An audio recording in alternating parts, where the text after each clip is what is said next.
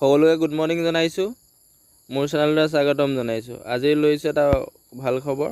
DHSৰ non টেকনিচিয়ানৰ পদ খালী হৈছে। পদ খালীৰ বিষয়ে আমি জানিম কিমান ক'ত কি হৈছে। বলক ভিডিঅ'টো আৰম্ভ কৰোঁ। ভিডিঅ'টো আৰম্ভ কৰাৰ আগতে এটা কথা জনাই ল'ব বিচাৰিছোঁ। এই পদত আবেদন কৰিব হ'লে কম্পিউটাৰ চাৰ্টিফিকেট প্ৰয়োজন হ'ব। যিসকলৰ কম্পিউটাৰ চাৰ্টিফিকেট নাই সেইসকলে ভিডিঅ'টো নাচাব। ইয়াত DHS নন টেকনিচিয়ান ৰিক্ৰুটমেণ্ট 2025 পদ আছে 191টা গ্ৰেড 3 পোষ্ট। সবিশেষ জনাই আছোঁ। Name of post grade 3 non technician ৰিক্ৰুটমেণ্টটো DHS আছাম ৰিক্ৰুটমেণ্ট 2025। ভেকেঞ্চি কিমান আছে এইটো ক'লোৱেই 191টা। এক্সাম ডেটটো আপোনাৰ এডমিটত আহি যাব। মোড অফ এপ্লিকেশ্যন অনলাইন হ'ব। লাষ্ট ডেট কেতিয়ালৈকে আছে এইটো জনাই দিছোঁ। লাষ্ট ডেট অফ এপ্লাই এইটো 21 ছেপ্টেম্বৰলৈকে কৰিব পাৰিব। অফিচিয়েল ৱেবছাইটটো এইটো dhs.assam.gov.in। ইয়াত কি বিভাগত পদ আছে সেইটো বিষয়ে জনাই দিম। আৰু বয়স কিমান লাগিব সেইটো জনাই দিম। ইয়াত পোষ্ট আছে এইখিনি ইয়াত দেখুৱাই দিছোঁ।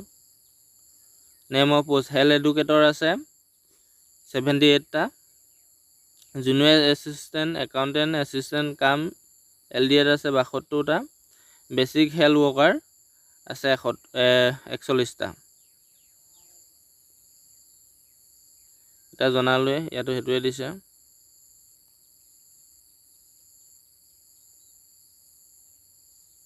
আৰু ইয়াত কোৱালিফিকেশ্যনটো দি দিছে। ইয়াত গোটেইকেইটা ইয়াত দি দিছে। হেল্থ এডুকেটৰৰ বাবে মেক্সিমাম 6 মাহৰ এখন কম্পিউটাৰ চাৰ্টিফিকেট লাগিব। বাকী গোটেইকেইটাতে একেই এখন কম্পিউটাৰ চাৰ্টিফিকেট প্ৰয়োজন হ'ব। আৰু বয়সটো কিমানে কৰিব ইয়াত দিছে 18 বছৰ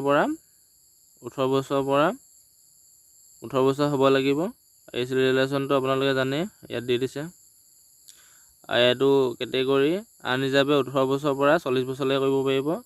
OBC MOBC 43 বছৰলৈকে দিছে। SC ST 45 আৰু PWD 50 বছৰলৈকে। এইটো এমপ্লয়মেণ্ট এক্সচেঞ্জ কাৰ্ডটো লাগিব। কেণ্ডিডেটজনৰ এমপ্লয়মেণ্ট এক্সচেঞ্জ কাৰ্ড লাগিব। আৰু ইয়াত এপ্লাই কৰাৰ লিংকটো মই ডেছক্ৰিপশ্যনত দি দিম। সবিশেষ যি জানিব বিচাৰে কমেণ্ট কৰিব।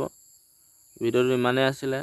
আৰু কিবা জানিবলগীয়া থাকিলে কমেণ্ট কৰিব। আৰু অফিচিয়েল ৱেবছাইটটো আকৌ এবাৰ কৈছোঁ www.dhs.assam.gov.in এইটো গৈ আপোনালোকে এপ্লাই কৰিব পাৰিব। ধন্যবাদ। আজি এয়াই আছিলে ভিডিঅ'টো। যদি ভিডিঅ'টো ভাল লাগিছে শ্বেয়াৰ কৰি দিব আৰু চেনেলটো মোক ছাবস্ক্ৰাইব কৰি দিব আৰু মোক ছাপোৰ্ট কৰি যাব। Thank U.